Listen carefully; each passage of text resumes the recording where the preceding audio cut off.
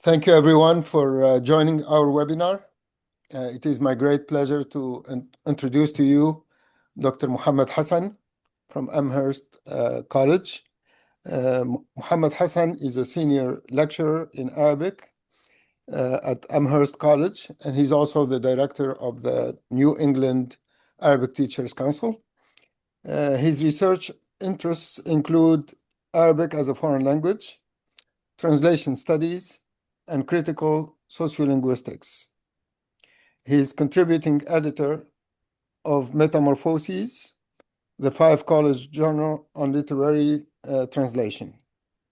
He's also the co-translation of African folklore, an encyclopedia, into Arabic.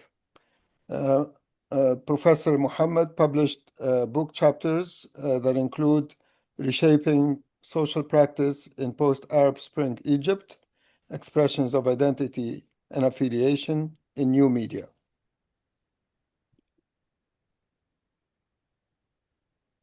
He also, in cultural production and social movements after the Arab Spring, nationalism, politics, and transnational identity in 2021. And he also published religious minority representations in Arabic language in the Routledge Handbook of Language and Religion in 2023. Professor Muhammad, without further ado, I will give you the floor. And Professor Muhammad today will be talking about using Arabic and Arab American literature in the Arabic language classroom. So we look forward to learning from you today, Professor Muhammad. Thank you so much, Dr. Khalil. It's my pleasure to be here to share these thoughts with my colleagues today. And thank you for the DC Arabic Teachers Council for the kind invitation and for this opportunity to have a discussion with colleagues about this subject. And today, I'll talk about using Arabic literature and Arab American literature in the Arabic classroom. And we will tap into other related topics like intercultural competency and multimodality in the introduction of these topics. And I would definitely like you to participate with me in that conversation, and or you can participate in the conversation or share your thoughts directly or in the chat, and have this as a fruitful discussion, hopefully, towards this subject. And so I'll start by sharing that with you. So that's the topic of today, and these are the topics that we will be discussing. One of the main objectives of this study is to point out the importance of teaching Arabic literature based on intercultural competencies, and how incorporating literature in the Arabic classroom enhances students' intercultural communicative competence. So that the knowledge that students obtain goes beyond the linguistic and communicative aspects of a language. Another objective is to discuss how literature fits in the framework of communicative teaching in general, and what are the types of texts and activities that introduce cultural aspects and therefore promote intercultural competence in the teaching learning process. It's also an objective to demonstrate how to use the literary texts with social content that highlights the acquisition of social competencies and encourage critical thinking framed in a cooperative methodology. I will also share with you my experience with utilizing multimodality and in literature presentation and in the classroom, as well as engaging students to produce their own multimodal output. There's no chips anymore? No, I will. For its framework of analysis, the study draws on a competence-based curriculum and on Michael Byram's 1997 and 2021 approach to intercultural communicative competence, or ICC. This approach helps students develop social awareness and critical thinking at the same time as they become intercultural citizens. A survey was prepared at the end of this study because what I'm presenting today are thoughts, and I also did a study in my classroom. So a survey was prepared at the end of this study to find out students' opinions about the methodology used and the competencies they had acquired. The study revealed that introducing intercultural competencies and social awareness through literary works in the Arabic classroom from the elementary through advanced levels helped students be aware of social realities and offered opportunities for them to be respectful of cultural differences. This teaching proposal outlined here will give special attention to introducing cultural and social content in the teaching learning process in two main ways. One, by asking students to interact with current topics of their choice within the literary work in order to evaluate their linguistic skills and different social competencies. And two, by using literary texts on various social topics. The purpose of the activities I will share with you is to make students think about the differences between cultures and to increase their cultural knowledge so that they become more open-minded citizens and more able to respect cultural differences.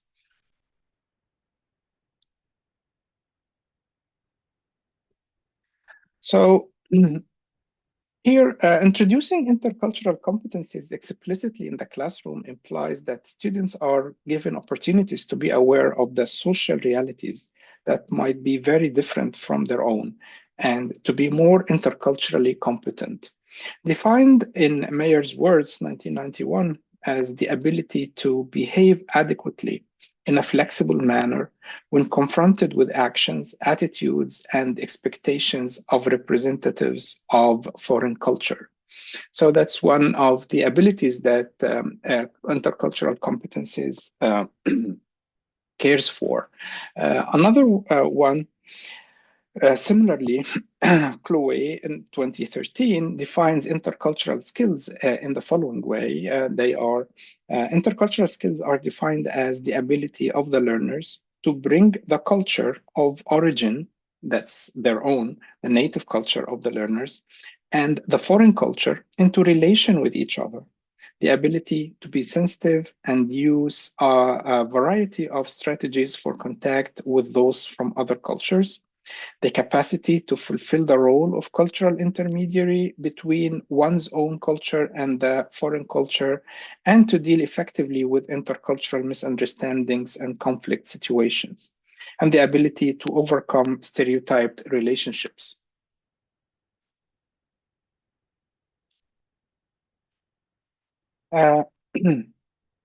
Intercultural competencies have received attention in the foreign language teaching since the 90s. I'm citing here a few of the scholars that worked on that. Chief among them, of course, is Byram, 1997, 2000, 2021, Byram and Fleming, Byram and Zarate, Kramsch, Mayer, and among other authors. Still, more classroom experiences need to be shared in order to encourage Arabic teachers to adopt this approach. It's definitely necessary to introduce aspects of other cultures and contexts so that students can learn from other cultures and acquire intercultural competencies, or the ability to understand and relate to people from other countries. Excuse me. In this sense, learning a language is seen as an interpersonal and intercultural process through which cultural differences can be observed. This implies that different beliefs, values, and behaviors are present in the teaching learning process so that students learn from each other to know a foreign language and to have the ability to communicate that involves not only knowing the grammatical structures, but also understanding the culture in which the language is spoken and learning how that culture is related to others, including one's own. In addition, language has an emotional and social component, as attested by so many scholarly works in the field. Following this approach, students get to know social realities different from their own by delving into authentic literary texts. Introducing literature in the Arabic classroom from the elementary level is specifically effective in introducing intercultural aspects in teaching because students get to know social realities different from their own by delving into authentic texts.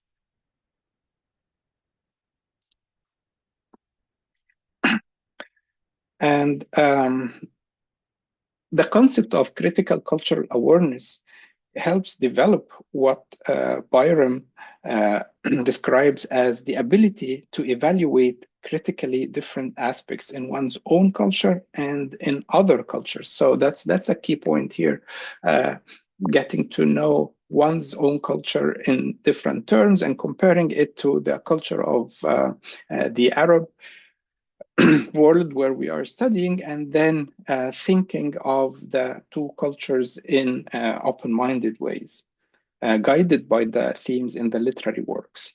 So consequently, equity, respect, and social justice can be promoted by making students think about the topics of the texts chosen and by exploiting the texts, not only from the grammatical point of view, but also considering the ideology and values and their function in a broad communicative process. The methodology in this study is mainly qualitative, descriptive, and it's based on the teacher's observation during the teaching learning process and on a survey for students at the end of the semester. The participants are students in my Arabic classes from elementary through advanced levels and first year through fourth year. The selection of the activities was determined by the appropriateness to introduce linguistic components and intercultural and social competencies in the teaching learning process. Multimodal texts were used to introduce more than one mode of communication in order to create meaning. For example, common written texts, visuals, related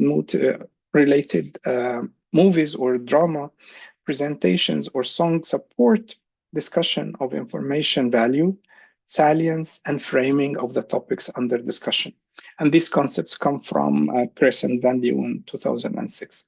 The main purpose of introducing this framework is that students read the visuals and the written elements in the text and observe that the linguistic and visual choices are not random but have a specific communicative process.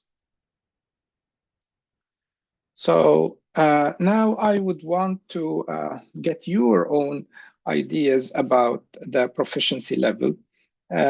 So the two questions that I would want to ask you: is literature complicated or intimidating to teach, or is it easier to handle at a more advanced level?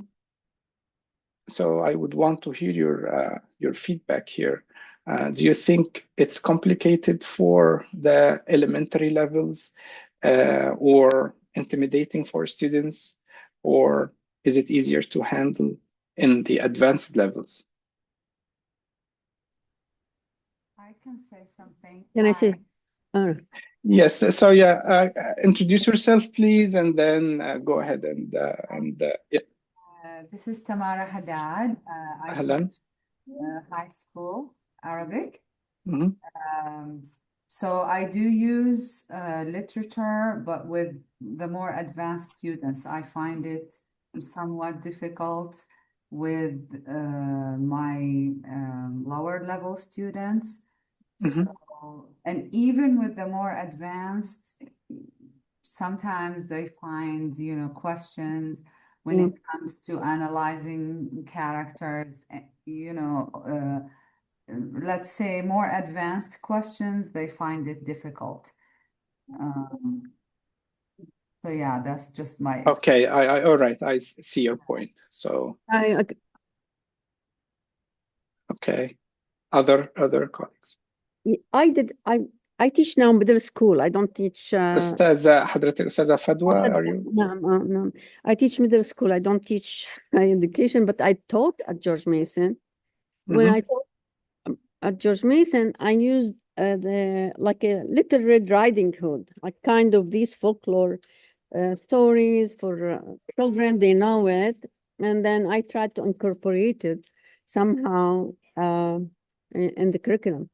Also, I used I don't consider it literature, but I used some of the Turkish drama. I used to watch it a lot, and then the translation was weird, completely wrong. So I used to take a picture, screenshot, and then tell them, like, what is the mistake here? But it's not like teaching literature. I'm teaching like a structured word, our grammar, to discover, to identify the mistakes in this sentence. تمام. Okay. I used two things, but yeah. But in terms of the level, what I level believe did you? elementary is really difficult from my previous experience at George Mason. I think maybe if you, I don't know, I haven't done that, but I don't know how, if you want to make like short stories to break it to short sentences or something like that. But okay. Yeah, I mean, they include literature, of course, and definitely TV dramas can be categorized as a form of literature. Yeah, totally. Okay, other colleagues who had an experience with when, if ever, to start teaching literary content? I have some experience, Mohammed. تفضل. If I may share. Yeah, sure. Khalid Birbel, I teach at the college level. I teach at Georgetown, and I did experiment over the years with all levels, including beginners. I think it's all about your objective from introducing. Sometimes it's more about introducing names, who these names represent. For example, I did with beginner level students. We did Gibran Khalil Gibran. We talked about his writings, about his famous book, The Prophet and Nabi. And then also we talked about a small park in Washington, D.C., dedicated to Gibran Khalil Gibran. Most recently, with my intermediate level students, we talked about Najib Mahfoud a few days ago, but more like in a biographical sense, not extraction, not excerpts from his texts. But last year, with also beginner level students, we did a short poem. I forgot it was one of the Iraqi poets, but it was a very short. It wasn't like normal verse, but it was just some of the lines are just one word. But it was about the students could identify with the topic, and they did appreciate reading that short poem that spoke about death and cold weather and feeling depressed and so on and so forth. But they got the point. So it was a good way to demystify the word literature in their minds. You don't need to be like a 4 level student or advanced to do literature. But again, I go back to my earlier point. You don't have to be. It's all about the objective of the lesson and what do you want to convey to the students. Yes, I totally agree. Are there other colleagues who want to share their experience? Yes, I agree that literature can be taught at any level, starting from the various, starting from the novice levels, and that would be the point I will try to argue. There is value in starting to teach literature, starting from the novice level, and there are ways of making that content not intimidating to students, to simplifying it, and to presenting it in an interesting way for students. And my experience with it is that students actually enjoy that kind of content when they interact with it and when they respond to it. So I would argue that there is there is definitely value in starting from early on to teach literature, but that brings us to the next question. How do we define what is literature in general, and why do we teach literature, in your opinion? What are the benefits of offering literature in the Arabic classroom from your perspective?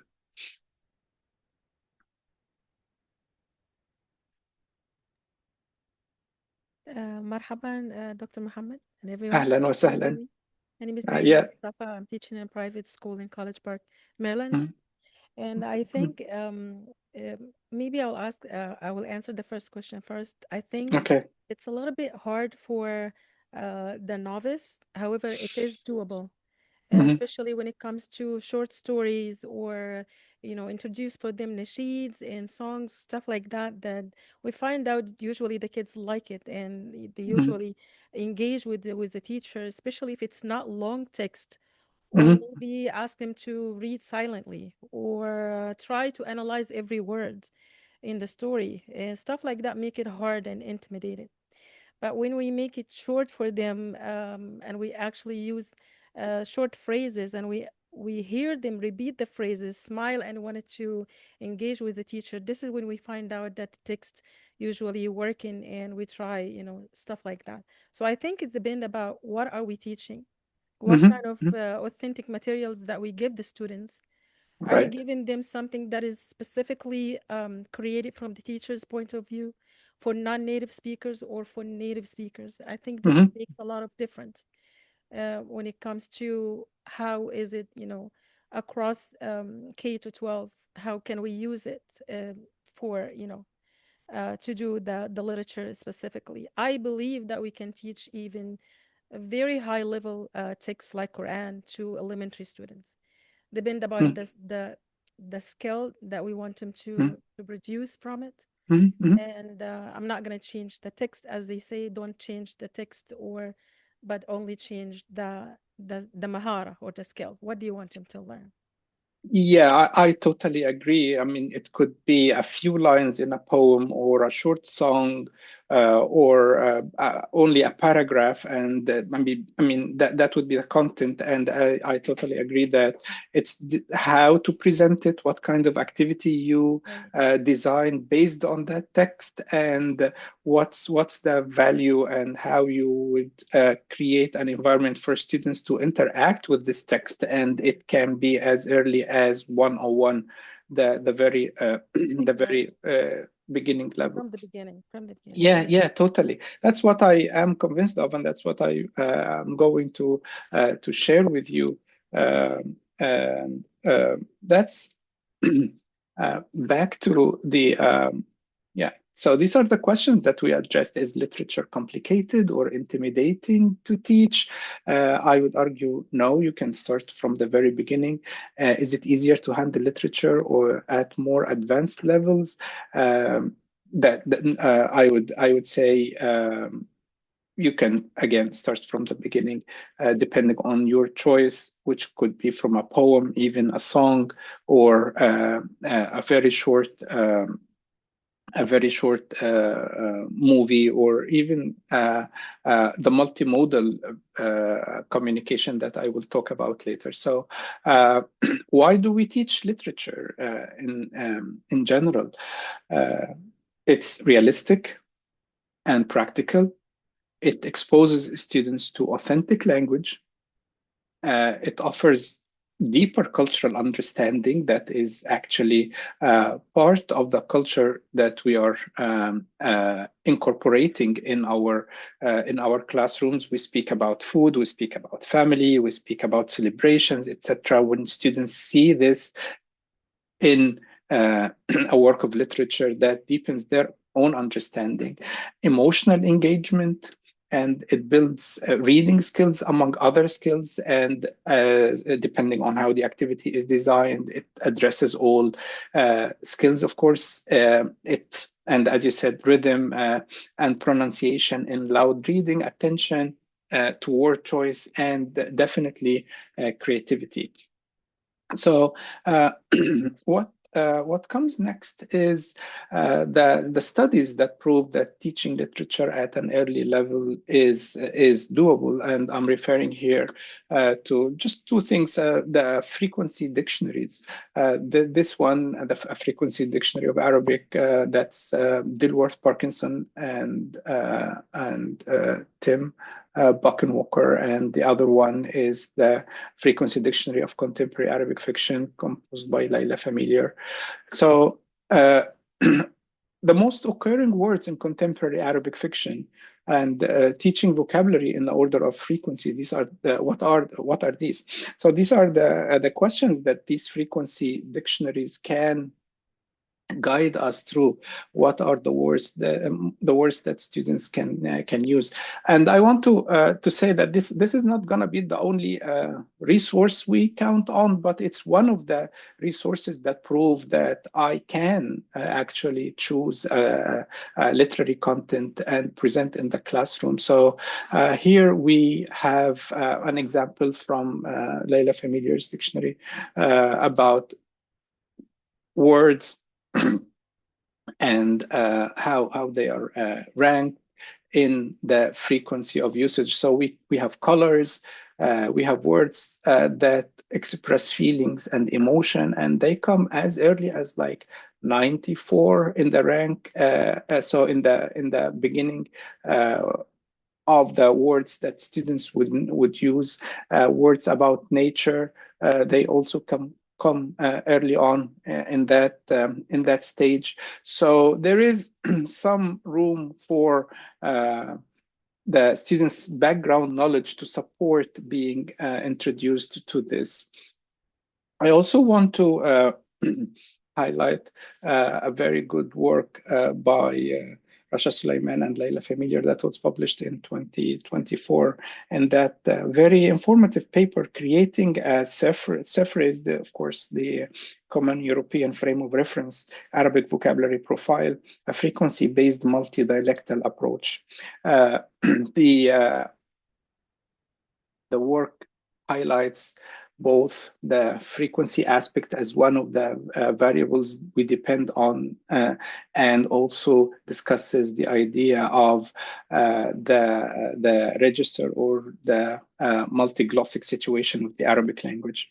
Published in 2024, Rasha Sulaiman and Laila Familiar discussed the importance of a variationist vision of Arabic L2 teaching that should encompass aspects of teaching and learning materials, classroom activities, language resources, and eventually assessment.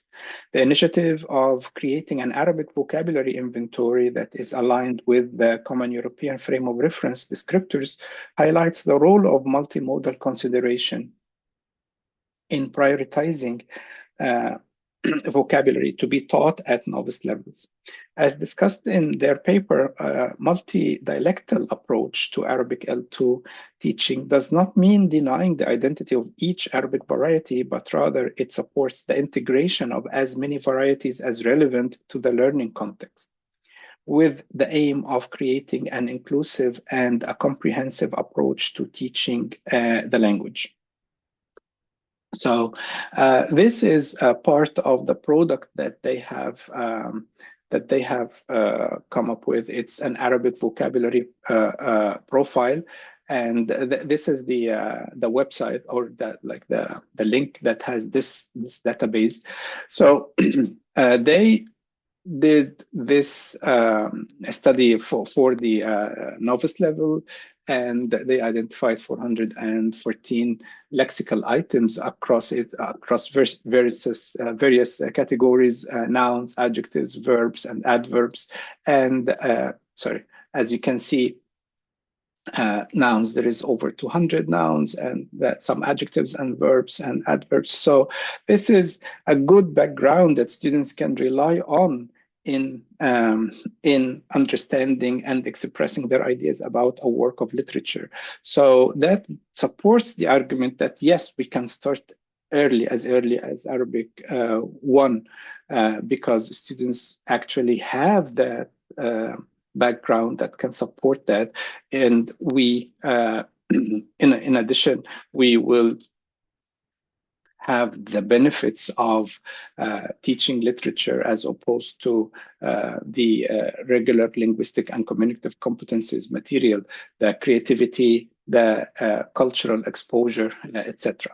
So if you go through this list, you can easily I'm sorry, Dr. Hassan, did you say that was a study has been done or a book that we can yes, read? this is a study. Yeah, this is a Oh, study. That's the link of the study online. all right. So That maybe we can, if you put down the link for us, Dr. Khalil, on the chat box, yes. that we can open it. Let We can me follow let along. me share That would be that great. with you in the chat book, of course. Thank you so much. No problem. This is one of the findings, and I hope they can continue to do that for the next levels. In the Common European Frame of Reference, there are similar vocabulary profiles for other languages, but unfortunately not for Arabic. But these are very useful resources for teachers when we design our own materials to be guided by the general literature in the field. And of course, every teaching situation is different from the other, but having these guidelines is extremely useful, in my opinion.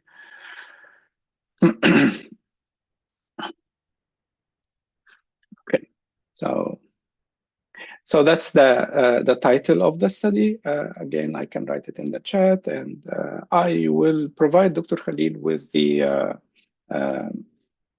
PowerPoint itself at the end, so that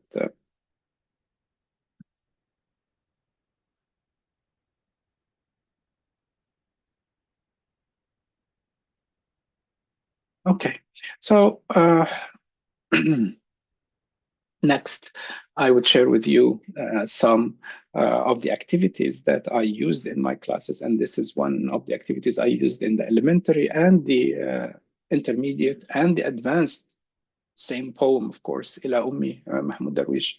And the difference was just what is the activity and what I am asking students to get out of that and how they respond in a language output. Now, I would want you to tell me what are the words in this poem that you think an elementary level student would know. Ummi, of course. أمي, تمام.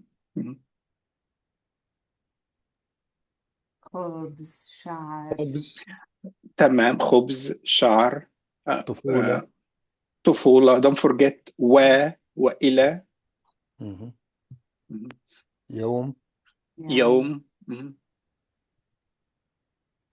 جمع أمي. نعم، أمي. So yeah, the point here is there is a basic that students can rely on even with the most complex text like this.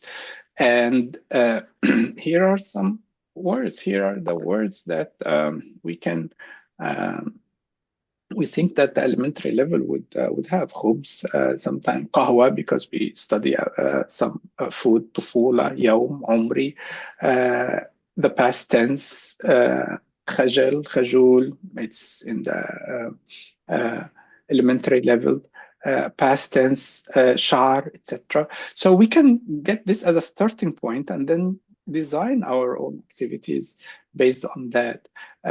One of the books that I used was Bassam Frangi's Anthology of Arabic Literature, Culture, and Thought, and we can give them a glossary of the words in the poem. That's fine, and then some discussion questions and examples of the types of activities on the elementary class. We can use a substitution activity. We tell them أحن إلى, or use like synonyms for the words in the poem. Practice new expressions and structures in student group activities. We can use transformation activities, rewriting a passage or a line using different tense, the point of view of the text, reading out loud, focusing on pronunciation, rhythm, and intonation. Prediction, we can use drawing, we can discuss cultural concepts. Of course, the poem, we can talk about all the circumstances that surround that poem and the context in which Mahmoud Darwish gave that poem, and we can discuss that with students on the intermediate level. For instance, we can have comprehension, themes, ideas, comparison, comparing students' translation to a published translation. That's something we can do at the intermediate level, and at more advanced levels, the word choice. We can have a role play, mobilizing creativity, discussing cultural concepts, and of course, hearing the poem as a song, Marcel Khalifa, and hearing Mahmoud Darwish himself recite the poem adds aspects that students get, that help students get engaged with all the more. So here are some attempts of some translations of the poem, and then we discuss the differences and the word choices that the students have made. Depending on their understanding of the overall idea of the poem. And here is a student response changing the speaker. Now the mother is responding to her son and writing her own poem to him. And it was amazing to do that with, this was an intermediate level,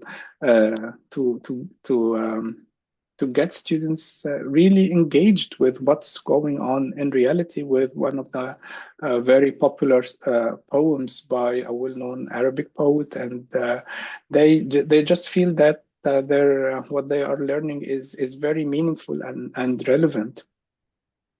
So Dr. Hassan, we don't have to worry about grammar analysis. No, we don't. No. Actually, that's actually after the discussion. That's the last thing. I have some corrections, but we don't stop at grammar. It's the cultural immersion that we are after here, and we don't interrupt that with grammar at this point. They can get more scaffolded grammar exercises. So.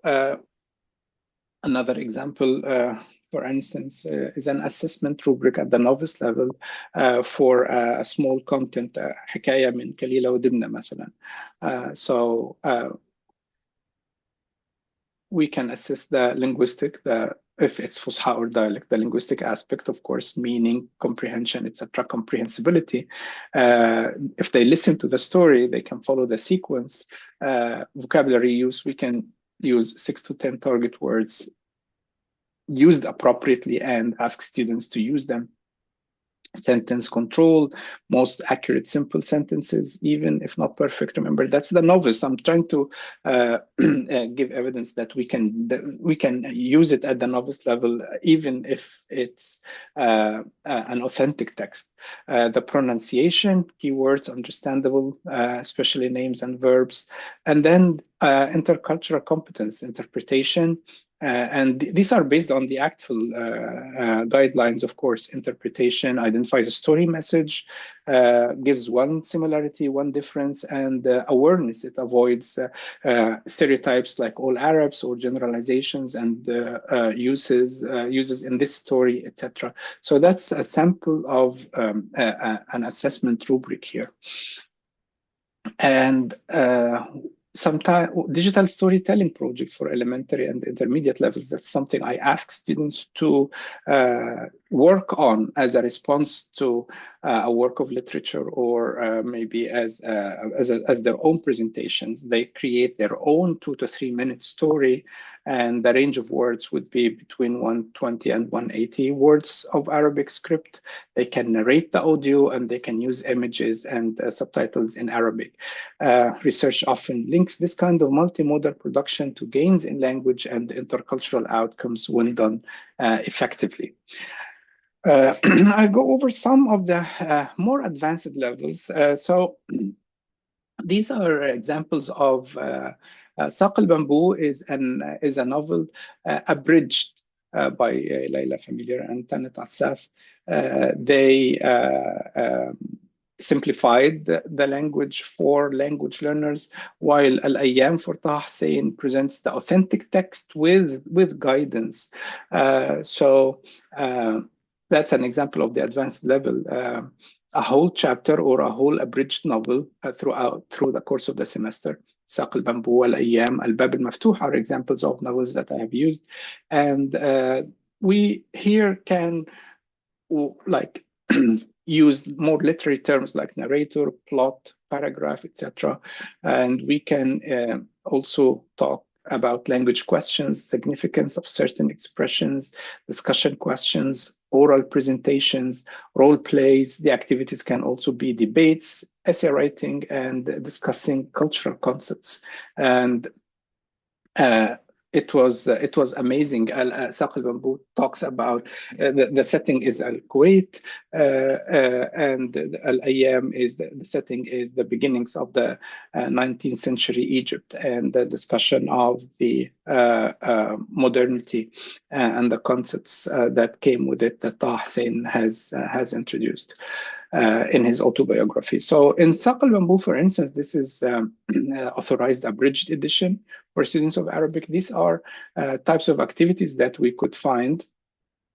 The pre-reading questions and activities, discussion questions, language notes, narrative style, writing and creative tasks, and translation tasks. So these are examples of activities that we can perform in the classroom with students if they are studying a whole novel or a whole chapter. For Taha Hussein, for instance, questions that I used were preparations for reading, and that includes the background reading about what was a southern Egyptian village at that time, etc., the education, medicine, healthcare, etc. Comprehension questions, cultural and historical background, comprehension exercises, interpreting the text and analyzing elements of literature, the themes and the vocabulary items. Another aspect of literature is Arab American literature, and that's also something that I stress in classes. And one of the activities that I did, and I know Dr. Khalil said he referred to Nabi in his classroom. In this instant, it was an ongoing activity through the semester where we compared two different translations of Gibran's The Prophet. Of course, he wrote it in English, and he probably was purposefully ambiguous in some cases. So some read it as a religious work, some read it as a philosophical work, etc. So we discussed all these. One, the Mikhail Naima translation, and the other is Tharwat Okasha with an introduction. And this gave us a way to introduce Arab American literature in general. And Arab American literature comprises works by writers of Arab descent in the US, and we explore themes of immigration, identity, diaspora, and cultural intersection. In these presentations, we discussed waves of immigration, where literature is often divided into three phases. It started with the late 19th century arrivals from the Ottoman Empire time, followed by the post-World War II immigrants, and then post-1965 arrivals. Other themes discussed identity and belonging, and voice and representation, virtual turns of Arab, and we did some virtual tours of the Arab American Museum in Michigan that were available at that time. One of the products we had is a discussion of this poem, لا تعش نصف حياة. This was a poem that a student translated and then discussed the meaning within the framework of how Gibran positioned himself as a philosopher at this point of time, who belonged to both the East and the West, and who spoke two languages, and who had his own ideas about spirituality, nature, etc. So, نصف حياة, this was a discussion that took actually an entire class. In all the above activities, the intercultural communicative competence and social awareness are promoted as important skills and competencies because the different activities proposed make students aware of social situations that are different from their own. They allow them to approach and understand others who are different from themselves and feel that they are active citizens in a global society where individual and cultural differences have to be taken into consideration. In this way, activities proposed contribute to the acquisition of emotional competencies by developing social awareness, empathy, respect for diversity, and active listening. In addition, choosing current social issues and designing activities that combine the development of oral and written skills gives students the opportunity to practice actively during the teaching learning process at the same time that they develop their awareness of the need to be active global citizens. Students are invited to discuss topics with their classmates and express their opinions about the different realities that the different texts portray. So to connect this back to the intercultural competencies, the ICC here makes cultural visible through visuals, voice, behavior, show values, emotions, politeness, and social norms more clearly than print alone. It promotes comparison without stereotypes. Students compare what does this story value rather than what are Arabs like. And it builds interpretive habits. Students learn to ask, what does the gesture or word choice imply in context, which is a core ICC skill. So, multimodal text set. A simple example would be a printed story or a poem, audio recording, storyboard images, 6 to 8 simple pictures can be stick figures or icons, and many performance. So utilizing all aspects of that mode of communication, of every mode of communication. An example of a multimodal activity working with multimodal texts with literary works is appropriate for introducing intercultural aspects in the classroom. Multimodal texts use more than one mode of communication in order to create meaning. For example, they can combine within written text and visuals.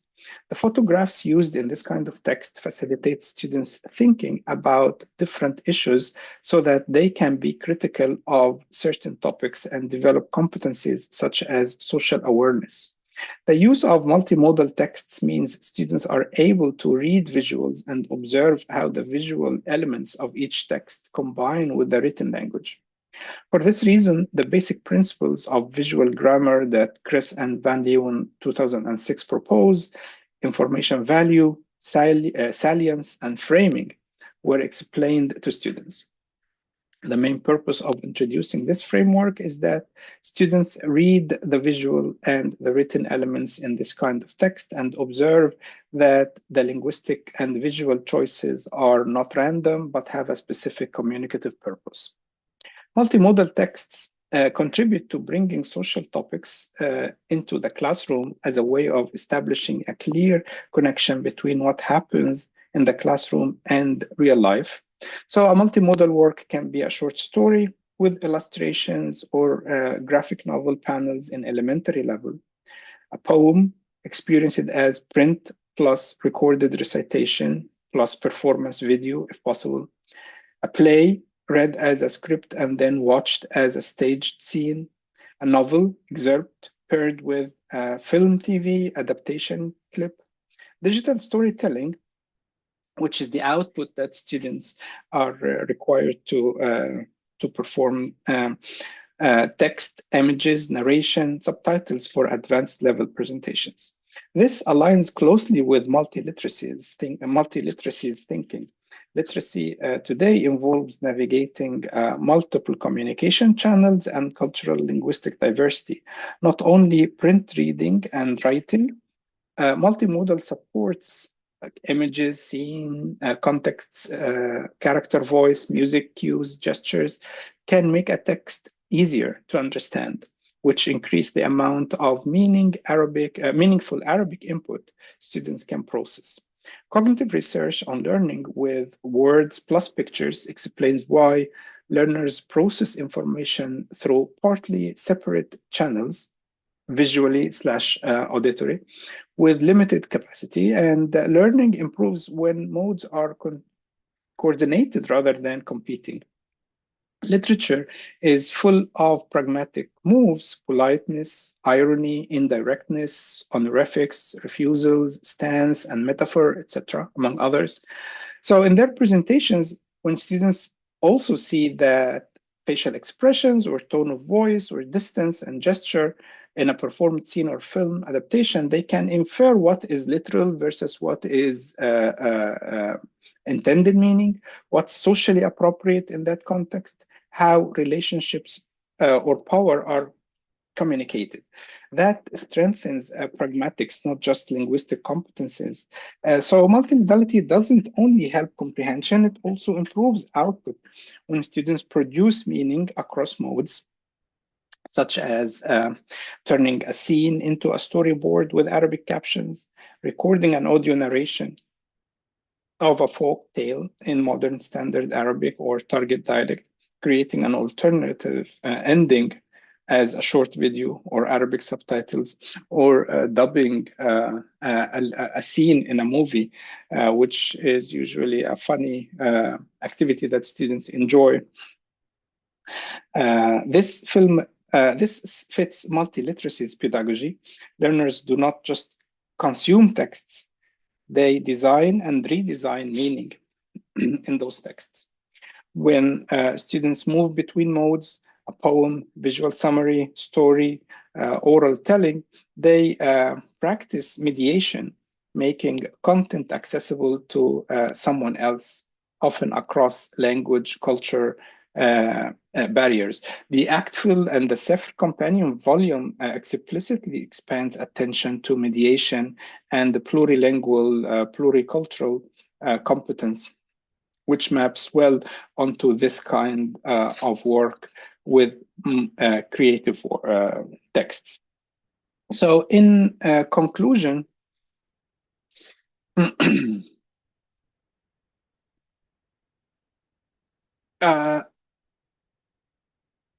I would give you some examples of the text like the dupes, which is based on Hassan Kanafani's Rigal fi Shams. That was one of the movies.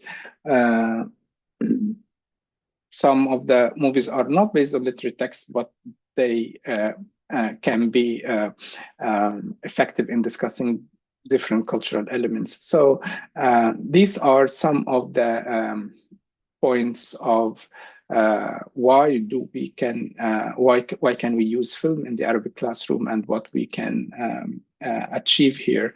One of the assignments that a student in the advanced level did was to compare the Arabic novel to the movie that was based on it, and she chose Al-Bab al-Maftuh Latifa Zayyat, and the student read the novel in Arabic, read a translation in English, and watched the movie, and then she discussed the context at that time, the author and her life, history of the British occupation in Egypt, and also of how a female activist managed to navigate through the difficulties at that time, and how the movie is different from the novel itself.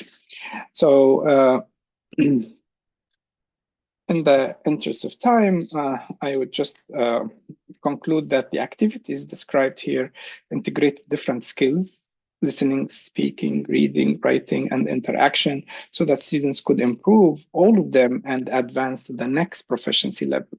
The selected activities made students work on reading because they had to read in order to research, of course, but other skills were also incorporated. And finally, when surveyed, students have expressed interest in that mode of teaching, and over 95% of them was happy with that content, and they expressed their approval, and the cultural awareness, the critical cultural awareness skills that were targeted were obviously met with that type of teaching. So I will stop here and open the floor for questions and discussions. Thank you so much. Thank you, Dr. Mohammed.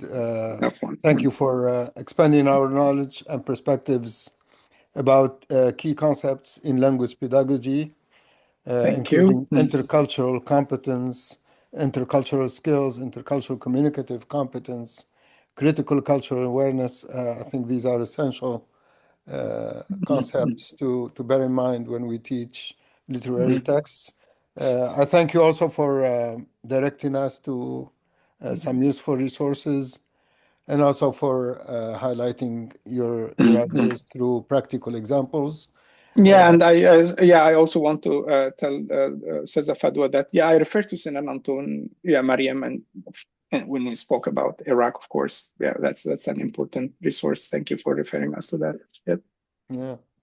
So the floor is open. We have 30 minutes to engage with Dr. Mohammed, and he'll be happy to answer your questions. And it's I would say a horizontal discussion. So nobody is. Okay. We're all. Yeah. Please. Because I have to go. I have to. So basically, thank you so much. It's really great presentation. Thank you. I appreciate it. Honestly, but again, and then I'm sorry. Say that again, please. Included everything. I'm trying. Thank you. Something up there, but and I see the similarities, not the similarities, the link between the elementary. I'm talking about novice, middle school, or high school, and the college level. I do something. I use a lot of stories. I use videos with no voice or anything. We create our own class story, or I come up with a story and they will come up with the ending, and everything is in Arabic. But after I teach them, I give them like some words and questions. I do CI. I'm not sure if you are aware of this comprehensible input. It's of course. Yes, it's a strategy I use and it gives them a lot of vocabulary in the beginning because I repeat these vocabularies, and then we start to build our stories, and they make their own stories. And then for the videos, I do the storyboard pictures, and then they match with the word, or they match with the sentence, with the question. So thank you so much. You make me really happy. You're welcome. You're welcome. I'm glad, yeah, you're Good. utilizing these. I'm glad you're utilizing these, and that's a magic door for discussing cultural concepts as well. All right, thank you. Do you Thank you. talk to them about the songs or no? Yes, I use songs, songs in Fusha, songs in Amir, because every song is a big story. Who like wrote the lyrics, the context, like the who composed it, etc. So students really enjoy listening to a song based on like a poem for Kulthum or I Fairuz used or Kulthum for I forgot what was the song, but it's instead of hell, it was she used Ana. أغدا غدا ألقاك. ألقاك. Thank you. Yeah. I أغدا used ألقاك, that the Sudanese poet. voice, right? Mhm. Yeah, exactly. They're just amazed that the song would continue for over 90 minutes for one song. That's the only thing that gets their attention. It's not a 3-minute song. Yeah. Okay. I adapt Right. sometimes our folklore music, and then I come up with words, and then we repeated them in the class, like Tafta Hindi, and then I make songs, but I take the Yeah. music. All right, thank you so much. I have to go. Thank you. It's a pleasure having you, and yeah, I hope we can stay Thank you, in touch. Khalil, for organizing this presentation. More to come, huh? All right, bye-bye. Thank you, Fadwa. We will post the recording of the Zoom session for anyone who wants to go back on our website. I would like to have the link of the vocabulary because I'm really tired of, I do color coded, like every unit or every topic, I make vocabulary list, but different colors. So I would like to see this. Maybe I can buy it, or I can ask them to can use it. Thank you so much. Thank you. Bye-bye. مع Thank you, السلامة. Fadwa. مع السلامة. كيف بدي أروح أطلع؟ خد هذا. اللي مني. Okay, further questions or comments or experience you want to share with us?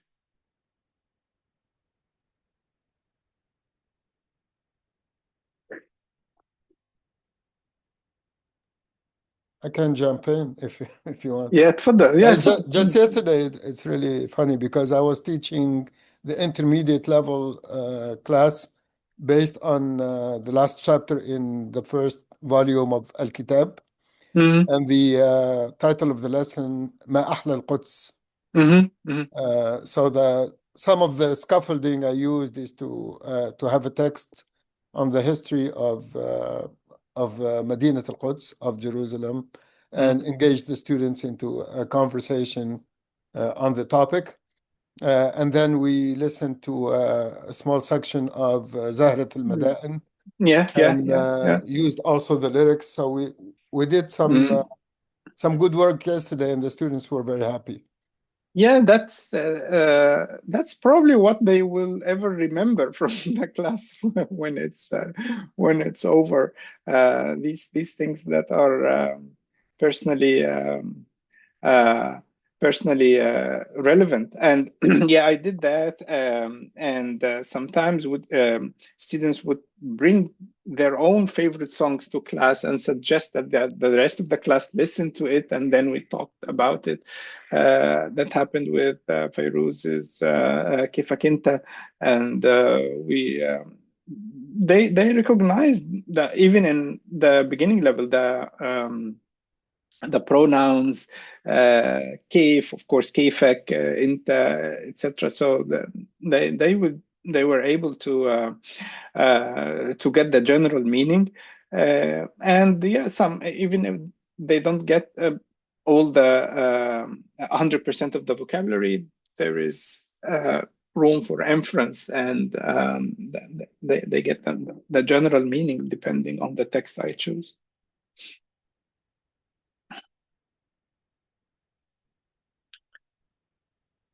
Okay, so I think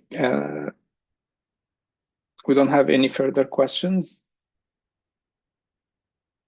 Mm-hmm.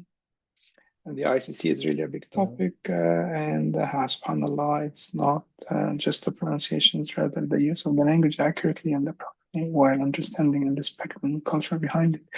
Yes, I agree with that, Ustaz Naima. And the critical awareness is thinking about one's own culture from the lens of the other culture and the other way around. It's juxtaposing both cultures together as equal. It's not the we and them. This is the importance of the intercultural competency to see other cultures, other different cultures as equivalent, not as exotic, which deepens the understanding of what's going on. Even with every cultural product we discuss in class, this is usually a good lens to frame cultural components, the way people shake hands, the way people eat, etc. Is it like, because they don't know that, is it strange, or is it's comparable, or something to be understood within a larger context of my own culture and their own. And students reflect on their own culture sometimes. And yeah, not surprisingly, in the United States, there are so many different cultures and so many different backgrounds that even my students are surprised when others share their own culture in a different area from the United States, etc. It's sometimes that's even new to some.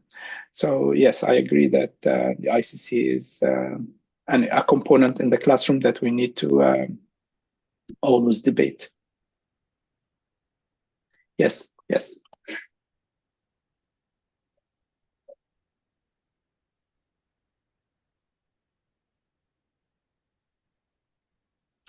Thank you, Ustazah Naima. If you have any questions, please stay in touch, and I'll be happy to. I'll write my email.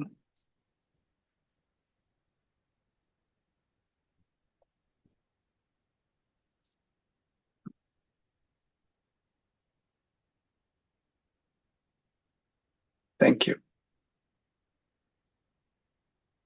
If anyone wants to share their practical experience using literature in the classroom, we would be happy to hear your experience and what you think you've achieved through these practical teaching experiences. Okay, thank you, Dr. Khalil. شكرا لك وشكرا لكم جميعا. Dr. Muhammad, it's been a pleasure having you today as our distinguished guest. Thank you so much. It's a pleasure is mine. For our esteemed audience, and I hope this session has been worth it for you. Thank you so much for the invitation. It's been a pleasure, and thank you for the effort to network with Arabic teachers and to create this resource. Okay. Thank you, Professor Muhammad. And our next webinar will be next month on February 26th. We have a guest to speak to us about how to deal with disruptive behavior in the classroom. So we hope to see you all in that webinar as well in about 4 weeks. So thank you very much. Thank you. With this, we will end the session, and we hope to see you again. Inshallah. Ma salam. Thank you. Ma salama. Ma salam. Ma salama.